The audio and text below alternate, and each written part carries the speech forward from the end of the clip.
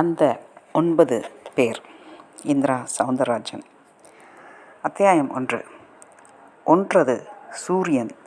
உற்றவரும் சூரியர் நற்றவர் இவரை நாளும் தெரிந்தவர் நாடியே தொழுதிடுவர் அஷ்டமரும் இவர் அடிதனை என்றும் பணிந்திடுவர். மற்றவர்க்கும் இவர் உற்றவரே. முற்பிறப்பினில் ஒளி போலே இருளது நீக்கிய கருமத்தாலே அருளோடு ஒன்றதில் உயர்ந்தாரே. நவநாயக சித்தர். காசி ரயில் நிலையம். தேங்கி நின்ற ரயிலிலிருந்து அடைந்து கிடந்த பெட்டியை விட்டு உதிர்க்கப்பட்ட பாஸ்கரன் முதற்காரியமாய் அப்பாடா என்று பெருமூச்சுதான் விட்டான். தோளில் ஒரு ஜோல்னாப்பை. பெரிதாக அதில் ஒன்றுமில்லை. குற்றால துண்டு ஒன்று, 4 முழ வேட்டியும் சட்டையும் ஒரு ஜோடி, அரக்கு நிறத்தில் 2 ஜட்டிகள், அப்படியே நல்ல தடிமானமான டைரி ஒன்றும் ரெனால்ட்ஸ் பேனா ஒன்றும் தான் உள்ளிருந்தன. பிளாட்பாரம் ஜனத்திரளில் பிதுங்கி வழிந்து கொண்டிருந்தது. பாவம், தொலைக்க வந்தவர்கள், தொலைத்து முடித்தவர்கள் என்று நல்ல கூட்டம் ஜே என்று இருந்தது. ஆனால் மனதில் அவன் நினைத்து வைத்திருந்த மாதிரி ஒரு நேர்த்தி இல்லை. சாயா சாயா என்று அலுமினிய ஜக்குகளோடு அலையும் டீ வெண்டர்கள், அவர்களோடு சேர்ந்து அலையும் நாட்டு நாய்கள், வேட்டியையே தலைப்பாகைக்கும் பயன்படுத்தி விட்டார்களோ என்று நினைக்க வைக்கும் மார்வாடி சேட்டுகள், இன்னமும் வழக்கத்தில் இருக்கும் ட்ரங்கு பெட்டிகள் என்று காசி ரயில் நிலையமே அவன் நினைத்து வைத்திருந்ததற்கு நேர் எதிராக இருந்தது. அவன் பாட்டி தான் அடிக்கடி காசி பற்றி பேசுவாள். பிறந்தா அங்கு பிறக்கணும், செத்தாலும் அங்கே சாகணும் என்று. ஏன் பாட்டி அப்படி? மற்ற ஊர்களெல்லாம் ஊர் இல்லையா? பாஸ்கரனும் கேட்பான். அது சரி, எல்லா ஊரும் காசி ஆயிடுமா? இல்லை காசியில் ஓடுற கங்கை தான் ஆயிடுமா? கங்கை என்ன அவ்வளவு ஒசத்தி? புண்ணிய நதியாச்சே. ஒரு முழுக்கு, ஒரே ஒரு முழுக்கு போட்டா போதுமே, பண்ண பாவம் பூரா போயிடுமே. அது எப்படி போகும்? பாவம்ங்கிறது என்ன உடம்புல ஒட்டி இருக்கிற அழுக்கா?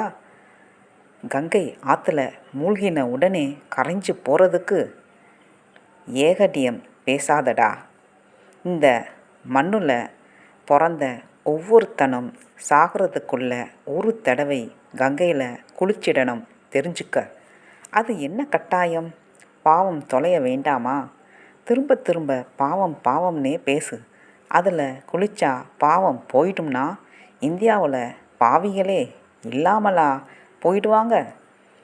நீ விதண்டாவாதம் பண்ணுறே, உன் வயசு அப்படி என்று அவனிடம் அதற்கு மேல் பேசாத பாட்டி திடீரென்று ஒரு நாள், நான் காசிக்கு போகிறேன், திரும்ப வரமாட்டேன், அங்கேயே என் கணக்கு முடிந்துவிடும் என்று ஜோசியர் ஒருவர் சொல்லியிருக்கிறார் என்று சொல்லிவிட்டு கிளம்பினாள். சொந்தங்கள் அவ்வளவு பேரும் எவ்வளவோ சொல்லி பார்த்தார்கள். விடாப்பிடியாக எல்லோரையும் ஏமாற்றிவிட்டு பாட்டி தனியாக ரயில் ஏறிவிட்டாள். அதன் பின் அவள் சொன்னது போல்தான் ஆயிற்று. அவள் திரும்பவே இல்லை. அப்பா, பெரியப்பா, சித்தப்பா, அத்தை, மாமா என்று பாஸ்கரனின் சொந்தங்கள் மாசக்கணக்கில் பாட்டியை காசியில் தேடினார்கள். அவள் கிடைக்கவே இல்லை. இறுதியில் ஒரு ஆசிரமத்துக்காரர் பாட்டியின் புகைப்படத்தை பார்த்துவிட்டு, இந்தம்மா இறந்துவிட்டார்கள், சாகும்போது நான் உடன் இருந்தேன், உடம்பை கங்கையில் எரித்துவிட சொன்னார்கள், நானும் அப்படியே செய்தேன், அவர்களின் பிணத்தின் வயிற்றின் மேல் மோட்ச தீபம் என்னும் அகல் விளக்கேற்றி ஆற்றில் இழுத்துவிட்டேன், நெடுந்தூரம் அது போகும் வரை பார்த்து கொண்டே இருந்தேன் என்று சொல்லி அதிர்ச்சி அளித்தார். பாட்டிக்கு காசியின் மேலும் கங்கையின் மேலும் அப்படி ஒரு பிரியம். பாட்டிக்கு பிறகு பேரன் இப்பொழுது காசிக்கு வந்திருக்கிறான். பாட்டி சொன்னதையும் செய்ததையும் வைத்து பார்க்கும்போது அது சொர்க்க பூமியாக, எங்கும் பார்த்தாலும் கோவிலாக இருக்கும் போலவும் ஒரு நினைப்பு அவனுக்குள் உருவாகி விட்டிருந்தது.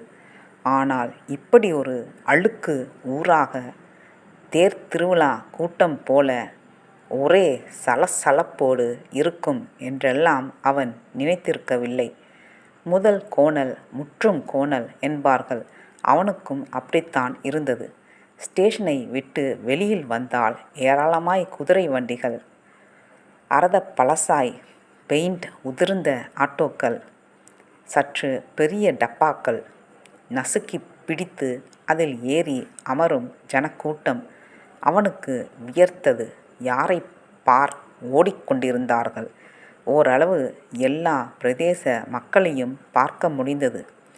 நாமம் போட்டிருக்கும் செட்டியாரிலிருந்து குடுமி வைத்திருக்கும் ஐயர், ஷெர்வானி உடுப்பு மராத்தியர், அழுக்கு கச்சம் உடுத்திய ராஜஸ்தானி என்று மொத்த இந்தியாவே அங்கே தெரிந்தது.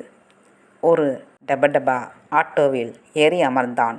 5 ரூபாய் கொடுத்து பயணம் செய்து கங்கைக்கரை ஓரமாய் இறங்கி விடப்பட்டான்.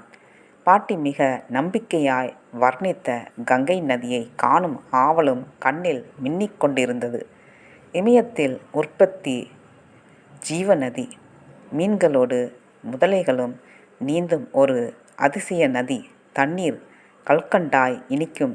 காலை வைத்ததும் பனித்துண்டம் போல் ஜில்லிட்டு உச்சி மண்டை வரை சிலிர்த்து போகும் என்றெல்லாம் கேள்விப்பட்டு வைத்திருந்த நதி.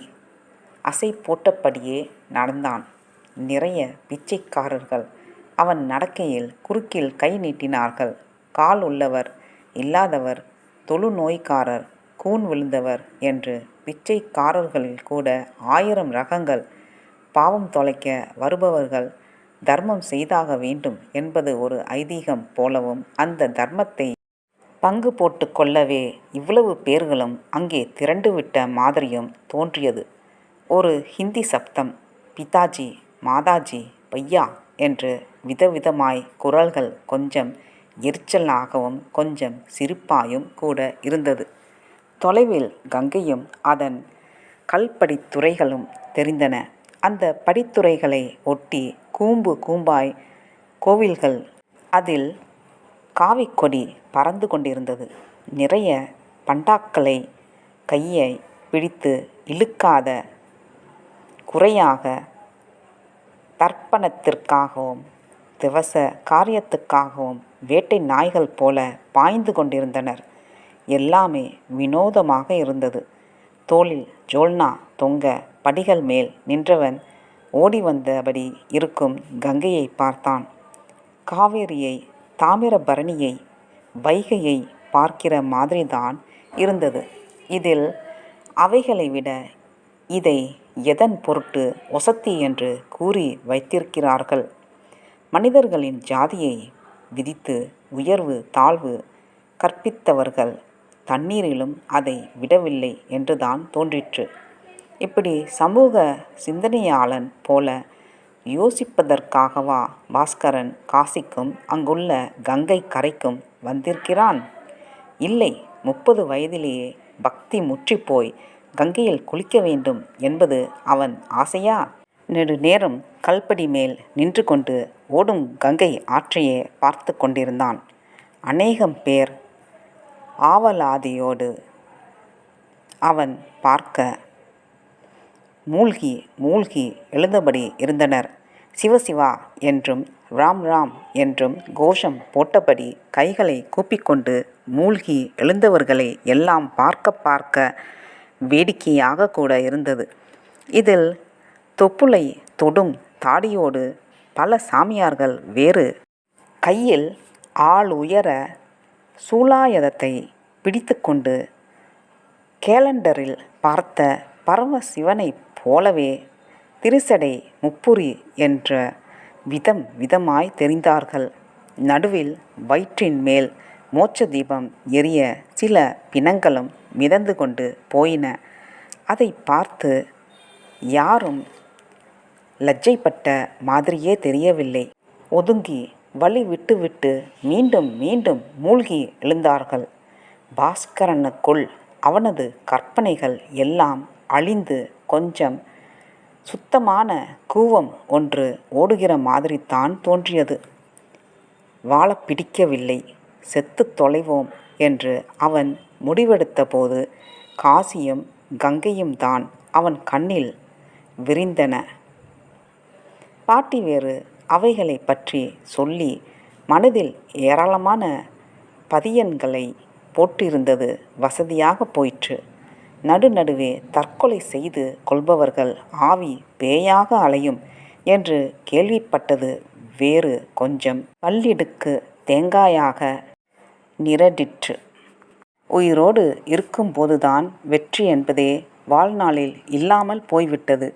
செத்த பிறகும் காலில்லாமல் அம்புலிமாமா புத்தக கதைகளில் வருகிற ஆவிபடம் போல ஒரு புகையாக அலையும்படியாகி விட்டால் என்னவாவது என்கிற பயம் வேறு அவனை கவ்விக்கொண்டதால் கங்கையில் மூழ்கி சாவதுதான் இதற்கெல்லாம் தீர்வு என்று தோன்றிற்று. எந்த ஜென்மத்து பாவமோ இந்த ஜென்மத்தில் பாடாய்ப்படும்படி ஆகிவிட்டது. இதை கங்கையில் மூழ்கி கரைத்துவிட்டு அப்படியே வாழ்க்கையும் வேண்டாம், ஒரு மண்ணாங்கட்டியும் வேண்டாம் என்று செத்துவிட வேண்டும் என்பதுதான் அவனது தீர்மானம். ஆனால் அதற்காக வந்த இடத்தில் காசியும் கங்கையும் சராசரிக்கும் கீழே போய்விட்டது. இங்கே செத்து வைத்தால் தன் பாவம் போய் ஆவியாக அலைய மாட்டோம் என்பதெல்லாமும் பொய்யாகிவிடும் என்றுதான் தோன்றியது. பார்த்தாயா, பாவம் போக்கும் நதியின் அழுக்கை, பாவம் போக்க வந்தவர்களின் அலட்சியத்தை, கரைகளில் நின்று கொண்டு சிலர் காசுக்காக அடிக்கும் கூத்துக்கள். கேள்விகளை அவனுக்குள் கொளுத்தி போட்டன. என்ன செய்யலாம்? கேள்விக்குள் அலை மோத தொடங்கிவிட்டான். நன்றி, வணக்கம்.